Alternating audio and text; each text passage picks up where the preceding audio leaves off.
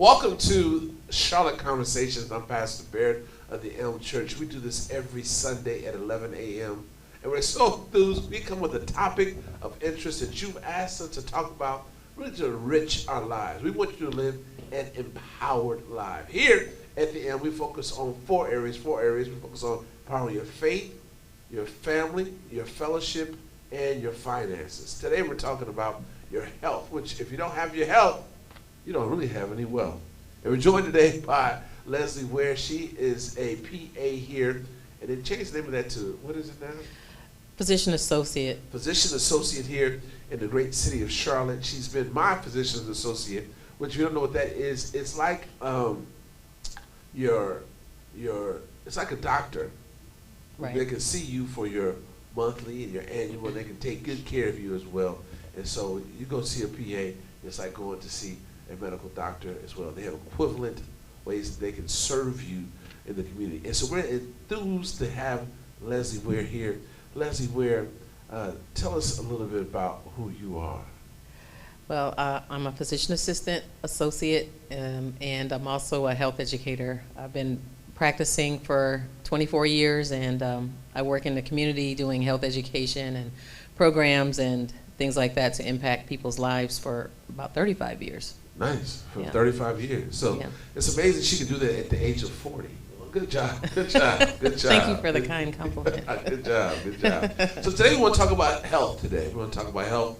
And before we had a great conversation about something that the church doesn't talk about often. We talked about, we had a conversation about sex. Mm-hmm. We talked about how our interaction with one another is impacting our health as a community.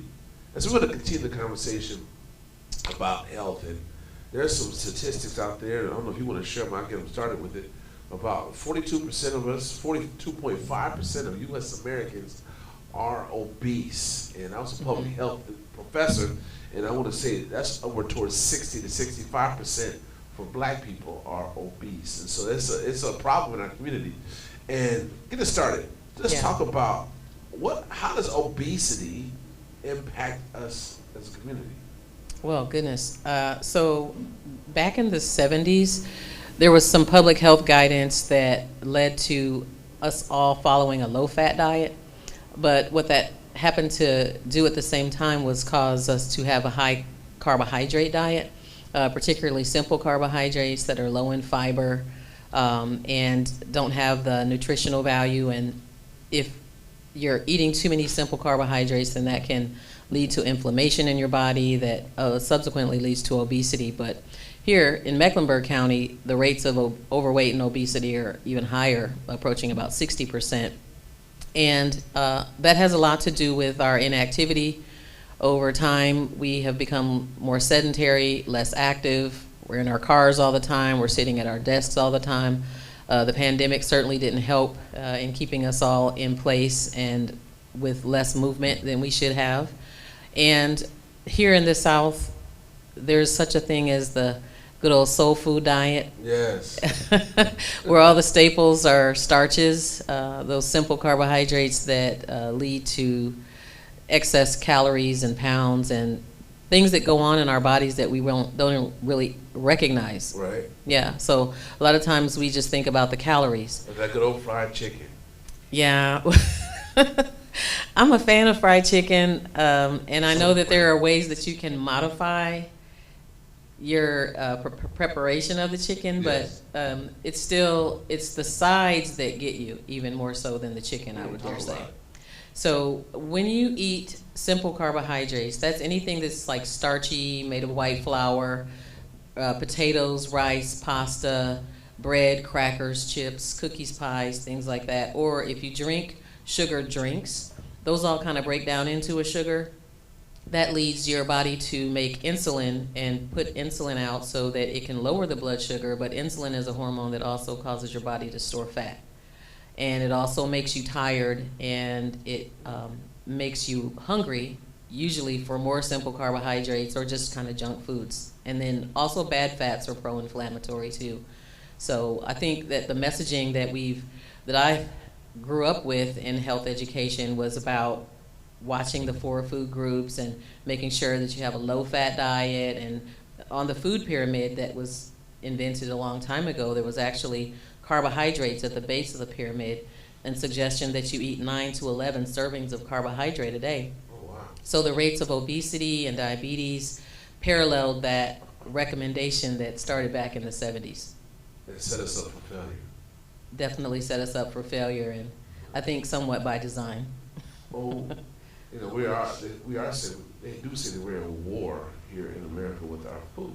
Yes. Food war. Mm-hmm. So, another question for you is, tell us about what's inflammatory? I mean, what's inflammation?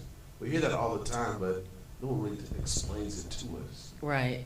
So when we have lots of cells, I think people get kind of disconnected from how they're feeling, how they're living their life, and what's happening in their microbiome, in their chemistry in the body. And so we are made of cells. There's trillions of cells that make up tissues, that similar tissues make up organs, and those organs work together in harmony, or they'll kind of fall apart in harmony as well.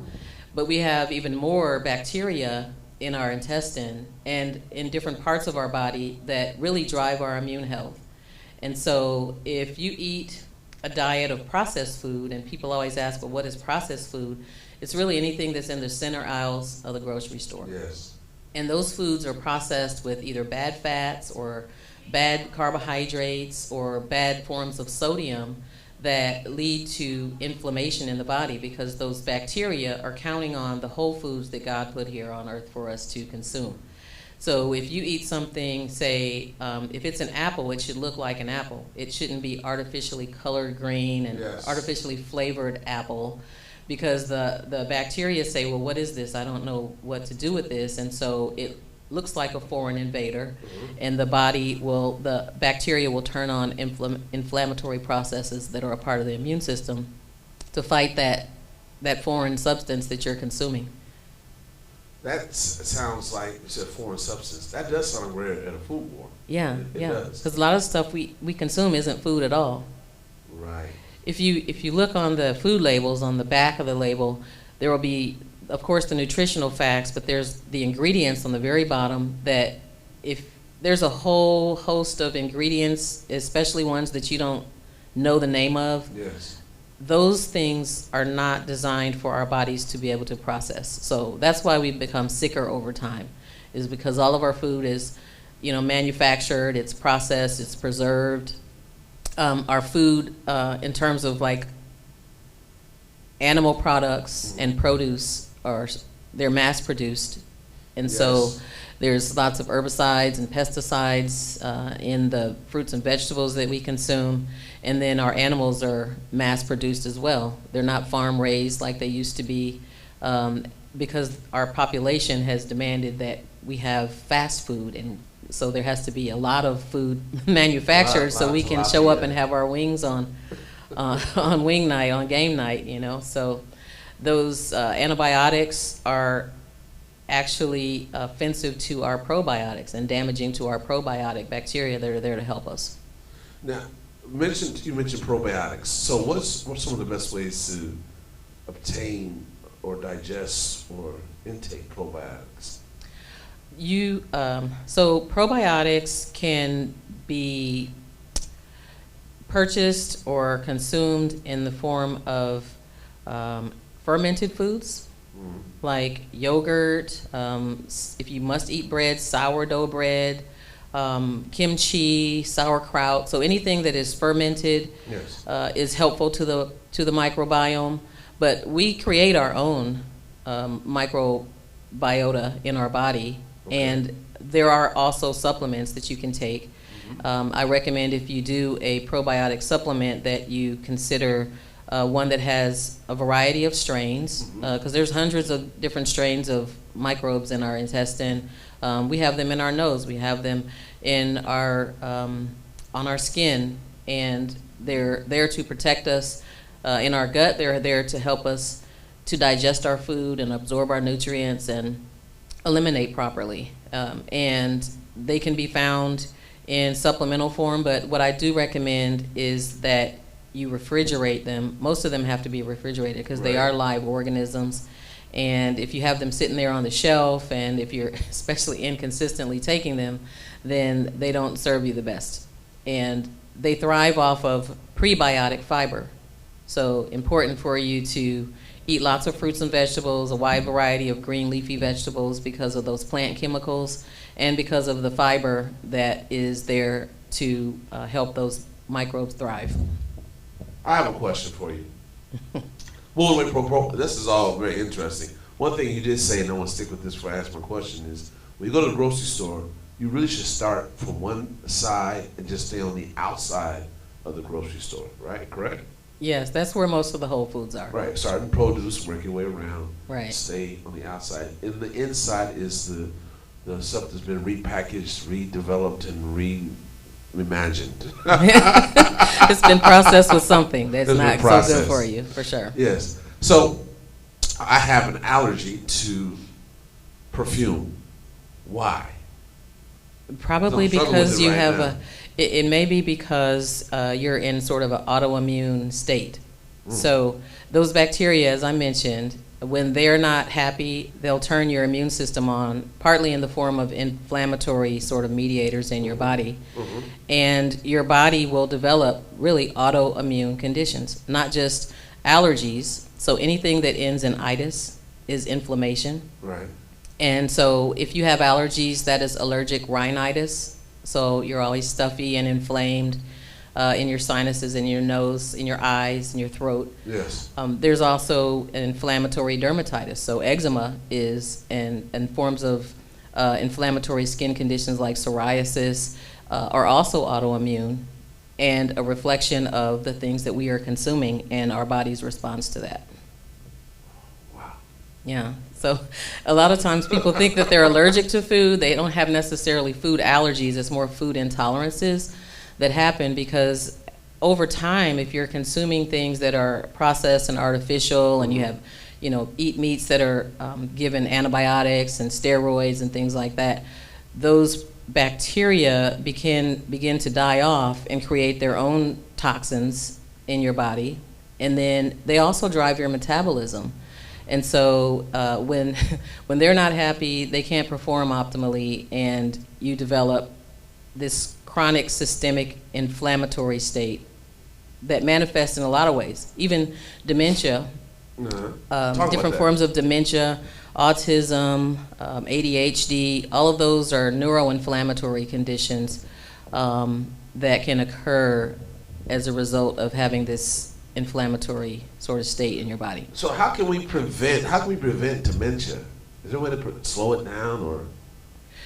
Yeah, you can slow it down. Well, dementia happens for a variety of reasons, but let's just, for the sake of this conversation, say that it is a neuroinflammatory process. We should all be following a more whole food sort of diet. Yes. And consuming more water and really just being kind and respectful to ourselves and provide proper nutrients. I know a lot of adults that don't eat vegetables, for instance. Right. I don't know how that happens, that you can go through life and just really don't like vegetables, or for whatever reason haven't introduced your palate to vegetables. But there's so many nutrients in those vegetables that our cells rely on, that those microbiome rely on, to reduce the inflammation that's in your body. And then eating good fats versus bad fats. So the difference is pretty much if you eat fast foods, yes. Chances are those are going to be made with bad fats. So canola oil, any kind of seed oil, peanut oils, things like that. Bad for you? Especially if it's heated. Yeah. So the best oils are coconut and olive oil. People who are that come here from Africa will use a lot more palm oil. Yes. And though it is high in cholesterol per se, yes. it has it's very rich in omega-3 fatty acids and really good fats that help to reduce inflammation. Yes. If you're a sugar person, that is the most pro-inflammatory thing you can consume is sugar. But if you like things that are sweetened, you might consider monk fruit, for instance, because monk fruit reduces inflammation. and it's Okay. antioxidant, and it's actually a healthy sweetener if you must have something sweetened. Okay, what about this stevia? Stevia is the second best, yes. Second best? Okay, Mhm. I use stevia. Okay, very good. Yeah. There's a fast food place that has the most amazing hamburgers. I eat one a year. But they champion the fact they use peanut oil for their fries. And I wonder. Oh, I know exactly where you We've been eat. fooled by I that. know where you get. Yes. We've been fooled a lot, I hate that. and those fries are really They're good. amazing. They brag about the peanut oil. Yeah. All right. And there is such a thing as moderation, and I do believe in that. We can't all be perfect. Consistency is most people's greatest challenge, and Right. it's a matter of knowing what you're consuming and being conscientious about your choices Peanut to start. oil. They Yeah. brag about it. Yeah, and really, when you heat any oil up, Uh-huh. even if it's olive oil, when you heat it up, you actually kind of denature the proteins in the oil, and you rob it of some of its benefits. Right. But again, it's all along a continuum of best choice to worst choice. Yes. Hmm. So I'm a juicer, but my juice only lasts 4 days. They say only lasts about 3 to 4 days. Hmm. But if I buy some juice from the store, it lasts a lot longer. Yeah. Why is that? It may be what they preserve it with. But they say it's 100% juice.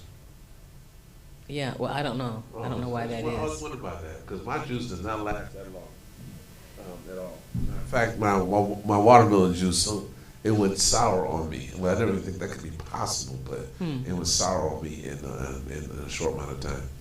So, a question for you: the leading cause of death in America, like last year, were And most years before, since I was studying health education, so that was 35 years ago. well, COVID wasn't there. COVID's number 3 now. Oh, right. Yes. Yeah, right. So they are. What's the first one? Cardiovascular disease. Heart disease. Second one is cancer, Yes. and the third one is COVID now. Mhm. Now, I was, having these allergies, and somebody walked up, they put their shirt above their nose, like, oh my God, he's gonna give me We're in COVID. strange times. Right. But the new strand does not. You can have the sniffles. It doesn't. The symptoms aren't coughing. What are the symptoms of the new COVID? There is some cough to it. It's more not as deeply embedded in your lungs now. It's more in your nasal passages, your nasopharynx. Fever and chills. Some people are still having loss of sense of smell.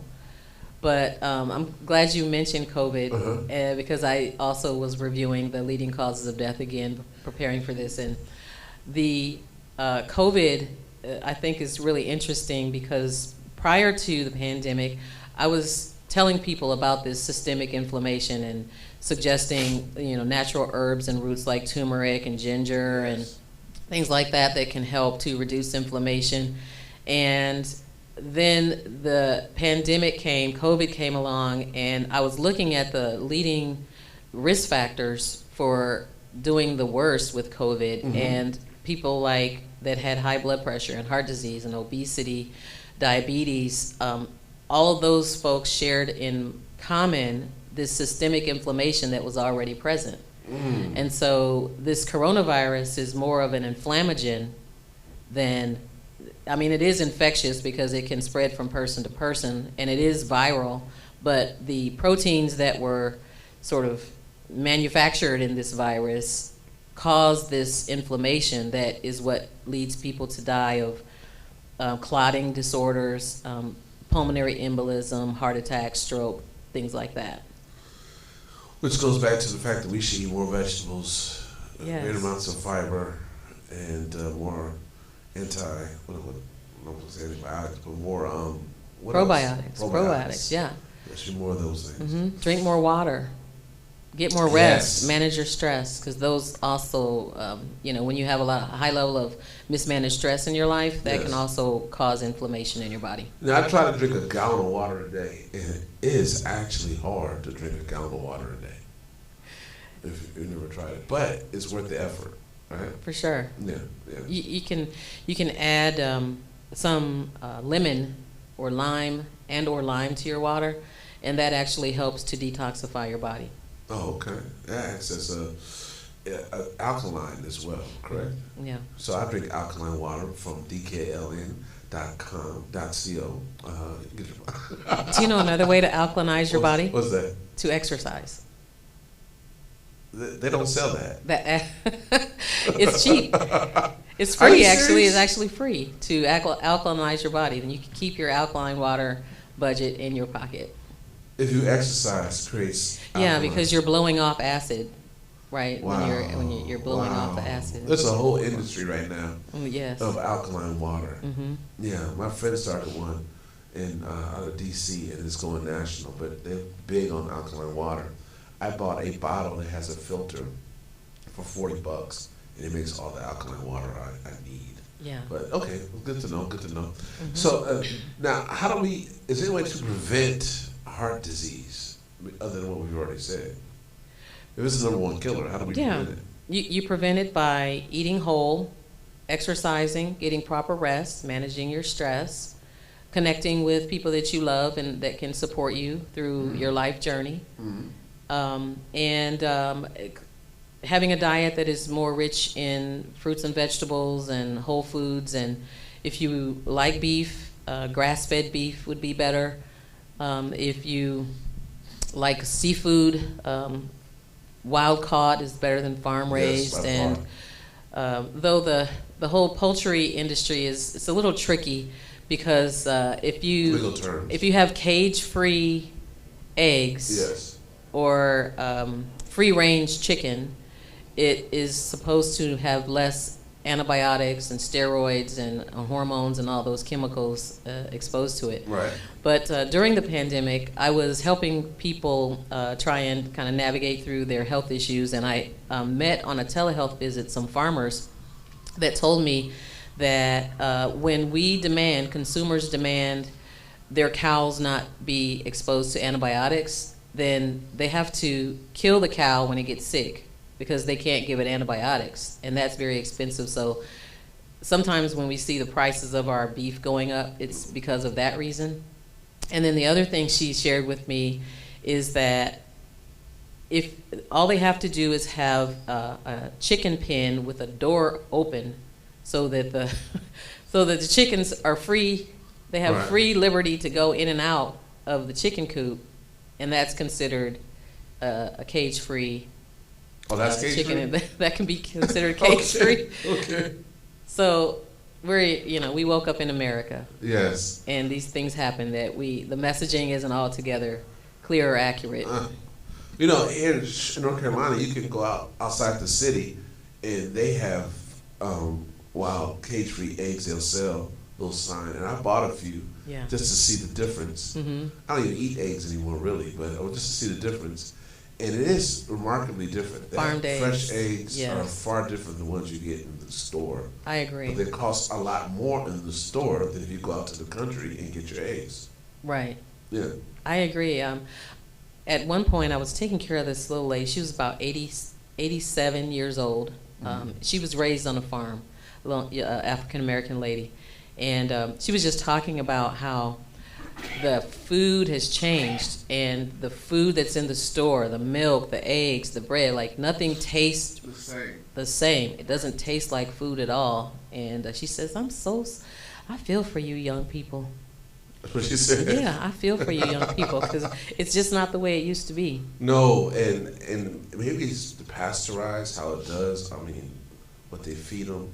Really, it's moving towards the fact that we possibly need to be all vegans. Yeah. Literally, not all jokes aside, because when they start putting out chicken out of a lab, that's the last straw. It's scary. That's frightening. So, and then some states don't have to tell you that the chicken is made in the lab. So, anyway, that's another discussion. So take us out. We have a couple minutes left. What are some of the things dealing like stress? So, stress is a major factor in how we live our lives. Stress is one of the major factors of why black men live shorter lives than most other people as well, is because of stress. What is stress, and how do we deal with stress? Right. Stress is an essential part of our lives, to be honest. And I read this book one time called The Upside of Stress. Yes. Because I was just really wanting to get a different perspective, because I know it's something that we can't escape. And so it's not so much that you have stress in your life, but it is the meaning that you assign to that stress. Because some stress is good for us. It's what got you here. It got you through the flat tire that you had, and it got you here relatively on time. And was that a good part of stress? The stress that you gave me yesterday helped me to be here in this seat today. And so it's not so much the stress, because whenever you're faced with a stressful situation, you tell your brain, and your brain perceives what you are telling it that is stressful to you. And it could be just micro stresses, not like something really big. Right. And that causes your brain to send a whole cascade of biochemistry that will change in your body. Uh-huh. And so it's better to say, okay, this stress is good for me, and harness that stress so that you can be more productive and more strategic and be a better planner, a better taskmaster, become more connected with your family. Than to say, oh God, I have this stressful life and it's going to kill me. Because there's been studies that demonstrate that if that is the way you think about stress, and if you couple that with poor coping strategies, then you will in fact have an earlier death or more stress-related diseases at an earlier time in your life. And then there's another theory called the weathering effect. Yes. You mentioned African American men who die younger because of stress. It's true also for African American women, and it doesn't have to do necessarily even with your health choices. It's just the sheer waking up in America as a person of color and the stresses that brings to your life. And we'd have a whole nother segment discussing what those stressors are, right. The injustices and the disparities and things like that.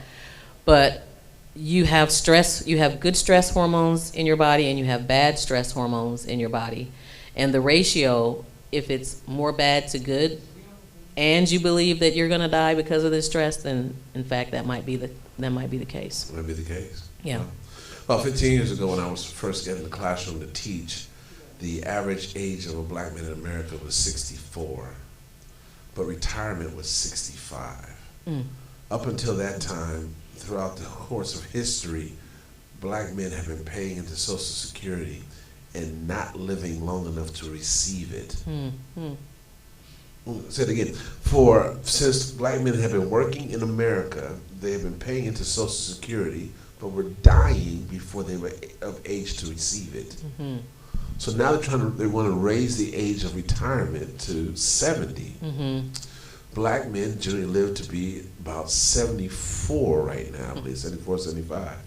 So even in the policies that America pushes, we have to be cognizant of how we live and how it impacts us as a whole, because food is part of the war against, us, Americans. Yeah. Do you know Pop-Tarts aren't even allowed in some European countries? So we have food that we eat here that other countries, even some that aren't even developed countries, won't even allow. They're banned. But we don't pay attention to that here because we trust that our government or the people who look out for us are looking out for us. Yeah, and I like the whole notion of food as medicine. Yes. Because at the same time we are ignoring our bodies and being duped about our food, we are relying on medicines to get us out of bed, to get us back into bed, to get us through our day, to manage our blood pressure, to manage our cholesterol, to manage our joint pain. And all these things can actually be healed and helped with a better choice of food. With food. And a better supply of whole, real foods. All right. Well, that's the last word. We are at our time. We want to thank you, Leslie Ware, for joining us here today at Charlotte Conversations. We really care about your health, and so we had a discussion about health today. We talked about a wide variety of things. What we want to close with, though, is it's all about the food. It's all about what you eat. Yes. Amen. And drink. And drink. Or well, not. A lot of water. Or not. Or not. Or not. Or not. Hey, man, take me off the screen real quick. Camera off real quick. I want to do a close, but I want to. So I have this allergic reaction to perfume, and one of the wonderful people today. Oh, I have a good little shot of it too. Well, oh my God, they got in the vehicle today, and they lit me up. Lord have mercy. And so now I'm going to do a close in a second. So the reason why I have this allergic reaction is because what? What do I need to do? You need to detox your body, your liver and your gut. But I do it Kind of every day. Reset it, and then get on some probiotics, a really good probiotic, and follow an anti-inflammatory lifestyle. I do apple cider vinegar. I didn't do anything this morning, though. Mm-hmm. I do a smoothie every day. How do you detox your liver? You can. There's this really inexpensive way. You just Record this, Google. Google. Hold on a second. Record us right now, Brent. Could you please? Oh, okay. Oh, how do you detox your liver?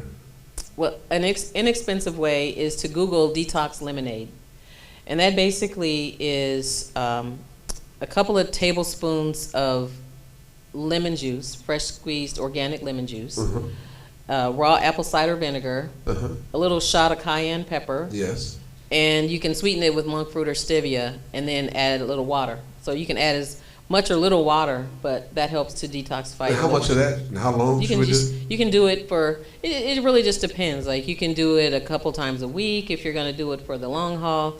You can make it a part of your lifestyle if you just want to have a little shot in the morning as a little elixir to get your liver detoxed. There's not any too much that you can do of it. Okay. Yeah, and I always get water with my lemon with my water rather. I do too. Yeah. I do too. Any other questions before we start this movie? You mentioned the oil, the better oil. She said canola oil was bad. I didn't know that. What do you recommend if you just have to have your fried chicken with Coconut. Hold on. So instead of canola oil, what other oil should we use? Say you want to make our fried chicken or fried fish or fried okra. Right. So if you deep fat fry, that's the worst, right? So you want to, if you must fry, a shallow pan would be better, and then coconut oil or olive oil. Okay. Olive oil, you can't heat it up as high as coconut oil, but you can fry in coconut oil. What about, I think the hot oil is avocado oil? Avocado oil is also very good. That's very good. You can raise that temperature on that one. Yeah, you can raise the temp on it. Very Yes. good. Good answer. Good answer. Any other questions?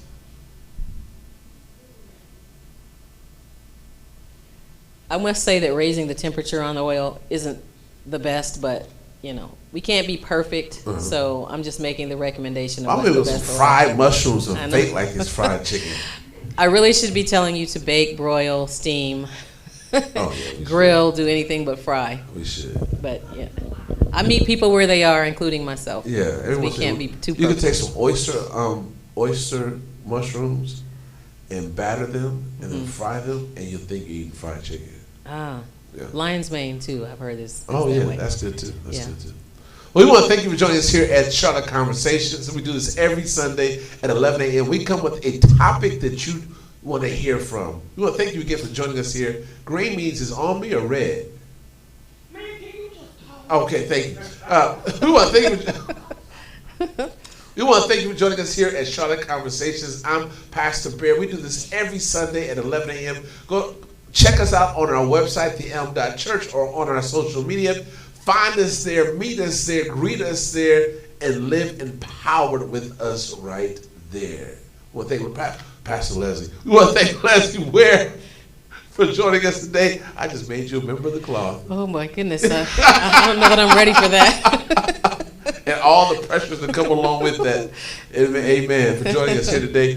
She'll be back again. We'll have another discussion on health down the road. She had 3 topics she wants to share. We've done 2. We have 1 more. Really excited about it. You always bring good energy, good information, and we feel much better having a conversation with you. All right? Happy to do so. Always remember this. We love you, and there's absolutely nothing you can do about it. God bless.